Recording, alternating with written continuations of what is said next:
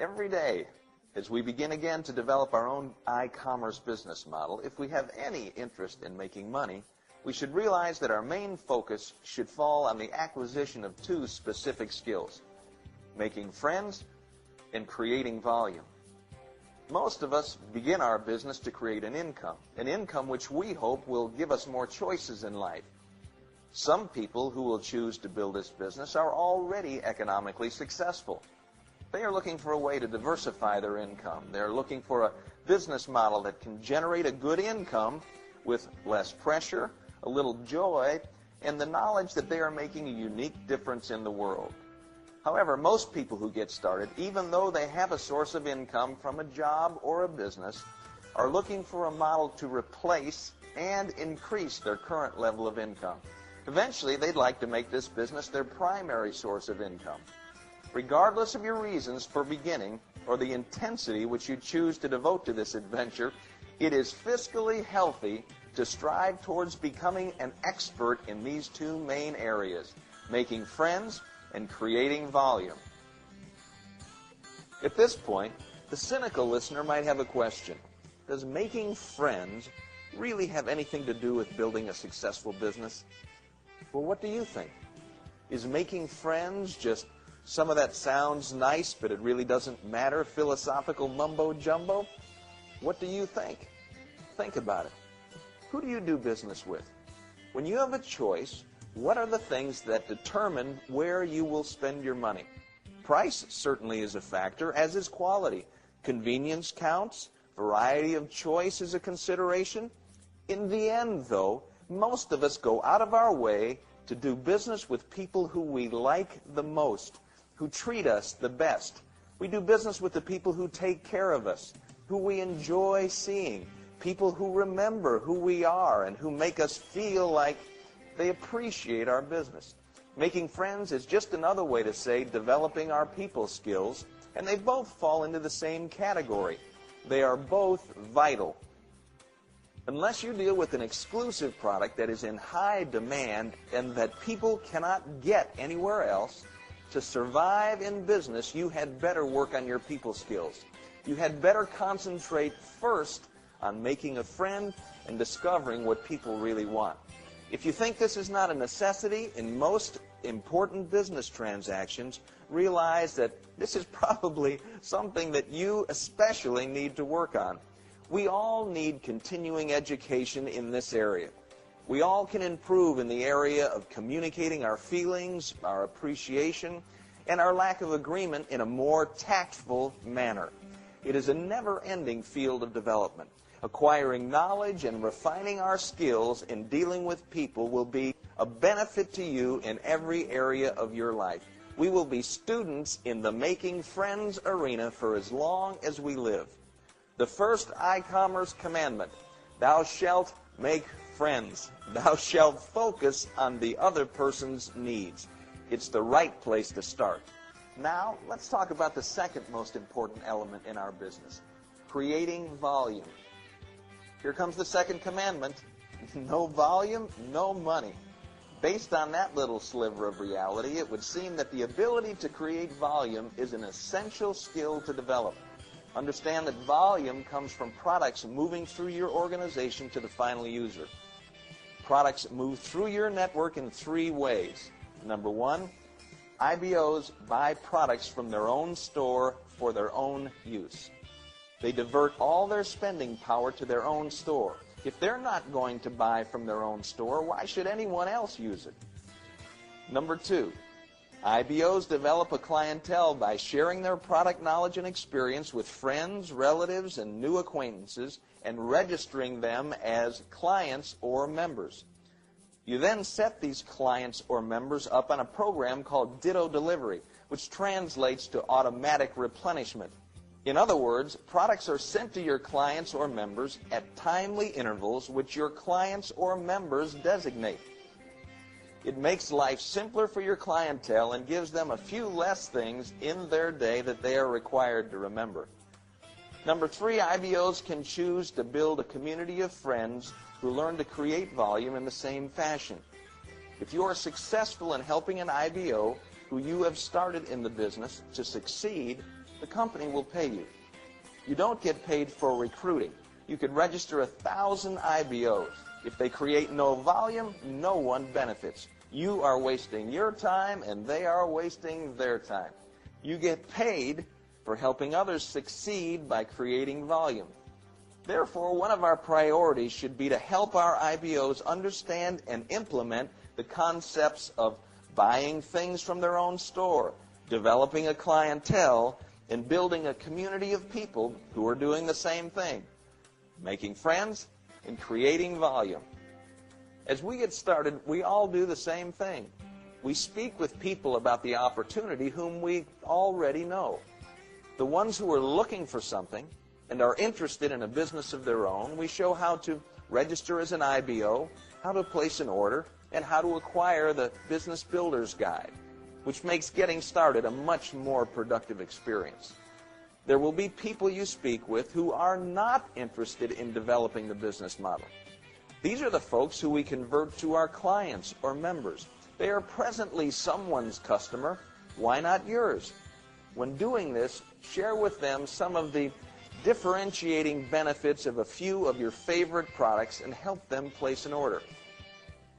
Out of the hundreds of exclusive core line products that we represent, concentrate on a few products that are your favorites, that you feel are your best values, your most effective items. If you can offer them the same product or a comparable one at the same price or a comparable price, and you deliver the product to their door, certainly they would consider becoming a part of your clientele instead of buying their things from someone they do not know. So as we expand our business, some people will want to be IBOs, some people will choose to be members or clients. Some people will choose to not participate at all, which is fine. If we are effective at making a friend and finding out how we can best help our prospect, then there won't be too many days or nights that we don't create some volume. A little bit of volume created every time we share the opportunity adds up to huge volume over the years and economic freedom for you and your loved ones. It will take some time, but it's worth it. Be patient, work consistently, and focus on your objectives. Now, what happens when you've spoken to everyone you already know? The answer to that one is obvious, right? You simply make it a priority to meet some new people. Make it a priority to make some new acquaintances. You create a new habit. Begin to become aware of all the people your life touches every day and begin to make friendly contact. Begin by saying hi to some of the people who have previously passed unnoticed through your world. Start by initiating a conversation with people you are standing in line with or people you're on the elevator with. Start by complimenting your waitress for taking pride in her work and doing such a great job for you. Think of something genuinely kind and complimentary to say to everyone who interacts with you. Begin with small steps. What is the purpose? A genuine, sincere compliment produces a warm spot in the spirit of the person who receives it and in the spirit of the person who delivers it. We all could use a few more warm spots in our day, couldn't we? Know that an act of kindness is a free benefit for you and for some other soul who is battling their way through life. Share your compliments sincerely and frequently. Every chance you get would be just about often enough. If you are now saying to yourself, I can't do that, I'm too shy, don't worry. Many of us have had that same thought. Remember, you now possess a reason to change. Make a decision. Decide that you are not going to be shy anymore. It takes some courage, but you have that available too. Decide you are not going to be afraid anymore. Understand that being shy is not like being 5 feet 4 inches tall. If you're 5'4" and you have stopped growing, you can't decide you're going to be 5'10". There are some physical laws which your decisions cannot impact. Now, if you have convinced yourself that you are shy and you refuse to surrender that conclusion, that's one thing. If you are simply too selfish to go out of your way to brighten someone else's day because you think they can't do anything for you, well, that's a whole different story. But if you think you are shy, just be aware that there are no bones that have to grow for you to change this position or attitude. To lose this fear, all that needs to happen is you find a reason big enough and you decide to change. You need to decide that it is silly for you to be afraid or overly concerned about what others think of you. Decide that you are going to assume the responsibility for making the people who live in your world and who walk through your world feel warmer, feel better. This is not a job for shy people, so quit being shy and take the job. Your other option is that you can argue for your limitations and against yourself. You can hold on tight to this preconceived notion that you are shy and let this business opportunity and its economic benefits pass you by. That would be a shame. Decide to grow and improve.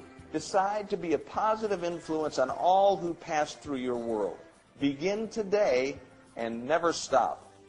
When saying hi to someone new, make it your goal to brighten their day. Focus on them. Get your mind off yourself. You don't have to talk business. Talk about what they like talking about the best, themselves. Remember the word form, F-O-R-M. F for family, O for occupation, R for recreation, and M for message. Ask them questions about their family. Ask them questions about what they do for a living. Ask them questions about what they like to do for fun. If you want to speak with them about the business, have them ask you what you do for a living. Even if the last part doesn't happen, you have brightened their day because you've given them an opportunity to talk about the things and the people they love the most in life. And there is nothing they enjoy doing more than that. By the way, I have a little healthy surprise for you if you think you're shy. You may not agree with what I'm about to say. I may even be the bearer of what you might consider to be bad news, but that's okay because it's really good news. The news is you're not shy. Someone has been deceiving you, and it's probably been yourself. Now, I have to tell you, I know exactly how you feel because I felt the same way. Then I discovered that the truth for me and for many others who I've listened to was that I had simply convinced myself that I was shy. At the time, it provided a safe place to hide. We all have insecurities, and meeting new people activates most of them. But it doesn't mean that we are shy. Did you know that life becomes much easier if you think you're shy? You have an excuse to disengage and hide. There's absolutely no risk in being shy. Shy for me was thinking too much about how everything was going to affect me and what other people thought about me, and not thinking enough about the people who were hurting around me. If you want to remain in that same place, controlled by your insecurities and doubts for the rest of your life, that is fine. But recognize, your position is a choice. It's your choice. Please know that you can overcome any fear that you possess in life with a simple decision to act. If people are known for their fearless behavior in battle or in life, it doesn't mean that they are not afraid. It does mean that their actions are not controlled by their fear. They possess a greater need to be fulfilled than the fear can overcome. For example, let's say you're afraid of the water, but you see your child is drowning. So what do? You jump in, right? You're still afraid of the water, but your fear of losing your child at that moment is greater than your fear of the water. We all have fears. We all are intimidated by certain situations. It's like kids and roller coasters. Some kids love them and some are afraid. However, the more the children who are afraid face their fear and go on the roller coaster, the more they lose their fear. Some, of course, never lose their fear because they won't go on the roller coaster. We can either be limited by our fears for our whole life or recognize them and decide to fight back for our freedom from fear. It's up to you. You can act shy, but you are not shy. Shyness is simply a wall we decide to build and hide behind for what we think is our protection. And that's okay. It just means that you're missing out on a lot of joy. So come out and participate more fully in life. Recognize that there are others struggling with life too. Decide to inject some warm spots into the life of some of those others. Genuinely, Try to do unto those others as you would have them do unto you. Simple rule to comprehend, a little more difficult to apply. But who said it was going to be easy? We are all here to learn, right? Okay, let's get back on the what do you do for a living track. If we would like to talk business with someone that we have just met, there is a question that we would like them to ask us. The question is, what do you do for a living? Unfortunately, this question always seems to elicit a pause from most folks in our business, even though it's exactly the question that we would like anyone who we don't know well to ask us. Most people, without realizing it, begin their response with a noise. It's the noise we were taught to make when we were kids sitting on the doctor's table.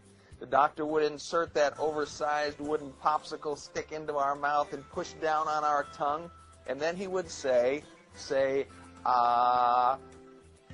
That's exactly the sound that most people hear after asking us what we do for a living. It's the sound of our brain engaging. We would like to turn this friendly inquisition, what do you do for a living, into a brief exchange that leads to an appointment, at which time we could share the opportunity and possibly register a new IBO who would eventually become a new diamond. When someone asks what you do for a living, we don't need any ahs. We need a well-thought-out response that leads to a question. Now, believe it or not, most of our business partners are not certain what to say in response to the what do you do for a living question. We all can remember the days when we tried to develop some appropriate and intriguing response on the spur of the moment. We learned that most of our minds are not that well-oiled and don't respond in a timely fashion under pressure. We learned that if you leave your answer to the question, what do you do for a living, to be developed in the laboratory of improvisation, you probably have a losing plan, and your response won't travel much farther than, which is the beginning and the end. The question is simple. What do you do for a living? If it appears as though you have to think about that one, it will probably mean that the conversation is over. As quickly as possible, we need to recognize the fact that we are in business. In our e-commerce business model, we are in business to make friends, create volume, and to earn an income. People who are in business to make money are referred to as professionals. Professionals refine the skills required to succeed in their field. Professionals plan. Professionals prepare. Professionals practice with a purpose. Professionals finish the job. Professionals, surprisingly enough, intend to get paid. We could accurately label the people who choose not to plan, prepare, and execute as amateurs. You will have more than a few amateurs in your group, and that's okay, as long as they know they are amateurs. Amateurs play for the love of the game, and for the thrill of victory, and for association, as do the top professionals. However, unlike the top professionals, they know that their reward will be purely aesthetic. In other words, at the end of the day, they expect no money. For amateurs, what they're doing is not an economic priority. For them, what they are doing is more like a hobby. It's a diversion from their real life. It's not an essential part of their real life. If they are not profitable, this is not a problem because they're not in it for the monetary prize. Now, if you expect the economic rewards of an amateur, it is acceptable to not prepare or plan or execute. Please remember, although amateurs may be kind, compassionate, talented, worthy, and overflowing with good intentions and incredible new and untested ideas, they will not create a profit in the reality of today's economic world. Amateurs do not get a paycheck, and be assured, you don't want to be an amateur in this business if your goal is to create a profit. Believe in what you do enough to add to its credibility by succeeding. Be prepared, perform, be a friend-making, volume-creating, economically productive e-commerce business professional, and get paid what you're worth. Actually, why not get paid more than you think you're worth? Now let's talk some specifics. When someone asks, what do you do for a living? Be ready. Be prepared. It's game time. The lights are on. There's no room for an ah at this time. Respond by saying calmly, well, I have been a teacher for 15 years, and I'm also developing a business of my own. Of course, if you haven't been a teacher, you insert your profession in that space. Accountant, insurance, sales, realtor, doctor, financial planner, builder, contractor, truck driver, waitress, secretary, jeweler, banker, technician, hairstylist. Next, you mention how long you've been doing that. If you have been making a friend by asking them questions about themselves, or if the person has any interest in continuing the conversation, they will most likely not ask you about your profession. They will most likely say, what kind of a business are you developing? Your response should be, have you ever heard of a business model called I-commerce? Get in the habit of answering a question with a question. You accumulate more information.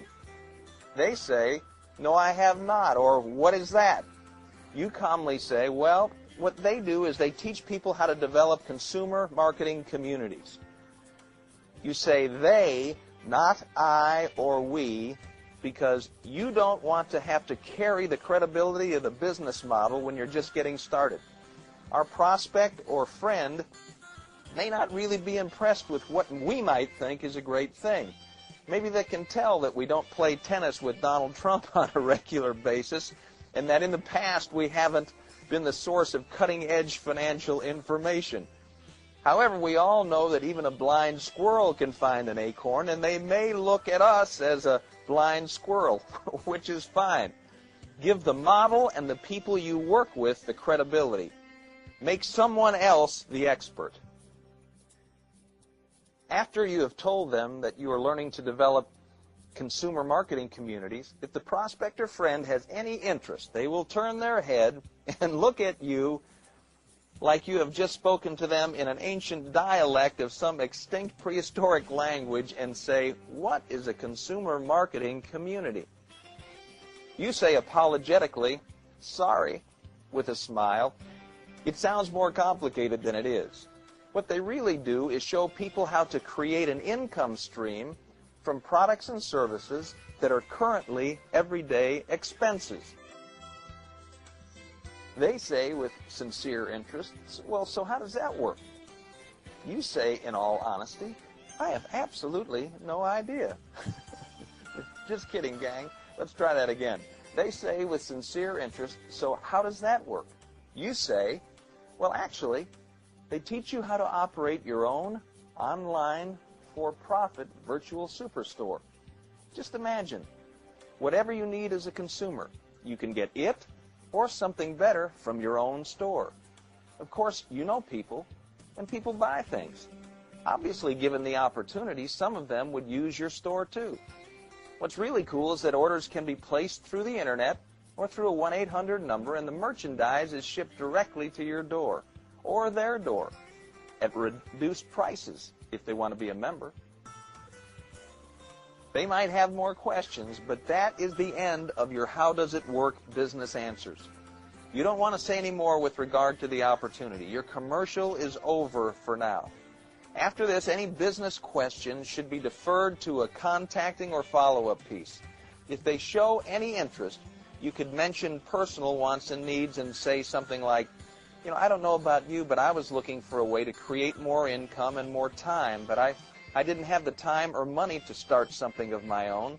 Fortunately, the I-commerce model solved both my problems. Then stop and listen. If they seem to have any interest in hearing more about I-commerce, you could offer them a link if you have an email address, or you could offer to share a CD or DVD with them, which explains the concept a little further. Then set up a time to retrieve what you gave them, share the opportunity with them, and set them up as an IBO, member, or client. If you're speaking with people you already know, either on the phone or in person, make it quick and secure a time to meet with them. On the phone, you might say something like, hey, Ken, this is Tim. I'm running a little late, so I just have a couple of seconds, but I'd like to ask you if you could do me a favor. I'd like to get your opinion on something. Sure, what's up? Well, it'll take about a half an hour to explain. What's a good time for you? And then give them a couple of options. Ken then would select an option and ask you a question. Well, what's this all about? Well, like I said, I'm pressed for time right now, but it's about something called iCommerce. Ever heard of it? I just wanted you to look at it and get your opinion to see if you can see anything wrong with it. It looks good to me, but I may be missing something, okay? Okay, well, I'll see you then. Thanks so much for your help. I really appreciate your time. See you at 7 o'clock tomorrow night. I may bring somebody with me who could answer any question that you have. And then that's the end. Get off the phone. The keys to anything you say, either on the phone or in person, are brevity and curiosity. You're trying to set up a time to meet in order to spend more time to find out what they want and explain how they can get it. It's like if you're trying to market a house with a beautiful view. You can show folks a snapshot of the house knowing that the best thing to do is to get them to the house. Here are some other good questions that you can use to create interest. You buy most things you need from stores now, right? Do you make money doing it? Would you like to? Do you tell friends about products that you have tried and liked? Do you make money doing it? Would you like to? Do you ever talk to friends who are looking for ways to increase their income? Do you have anything to offer them? Would you like to? Have you ever heard of iCommerce? Well, it's a virtually risk-free business model that shows you how to generate an income from your own internet store. Have you ever heard of a consumer marketing community? If you have a few minutes, I'd love to get your opinion of this. If I could show you a way that you could buy the same product that you're buying now or a comparable product and pay the same price you're paying now or a comparable price, would you consider buying some of the things that you're currently purchasing from me instead of someone you don't know? Is that something that you would consider?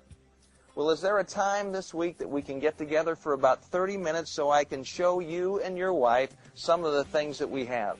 My family and I would really appreciate it. Now, this is not a question, but it is an important point. Remember that this is not a guy thing. Who does most of the shopping in this country for everyday items? If someone is married, you want to make sure you engage the most powerful purchasing part of the team, the one who spends the money when it comes to most of our products. If your prospect is married, make sure they both see the opportunity. These have been just a few of the things that are currently working for some of the more successful people. The iCommerce reference is something that we all want to use. Make that term a common denominator for our business model. Consumer marketing communities is also a definitive term, and it's something that we want to use also for two reasons. It is approved by the company, and it works. Beyond that, remember to make it brief and use something that you feel comfortable with and that works for you. Call your sponsor and practice. Know what you will say without having to think about it. Remember, no ahs, please. Your business is built with new people who are looking for an opportunity. Don't be needy. Be professional. Show a sincere interest in others. It's not about you. It's about them. Read the book, How to Win Friends and Influence People. Then read it again. Listen intently. Hear what people are saying. Anticipate. Practice your response to what they've said in the past. Prepare what you will say to the very few objections that people have. Register them. Place an order. Get them started. Be their friend. Your objective is to locate and build some diamond traveling companions. Take advantage of each day by creating warm spots in people's spirit. Deliver the message. This just might be the thing that could change someone's life.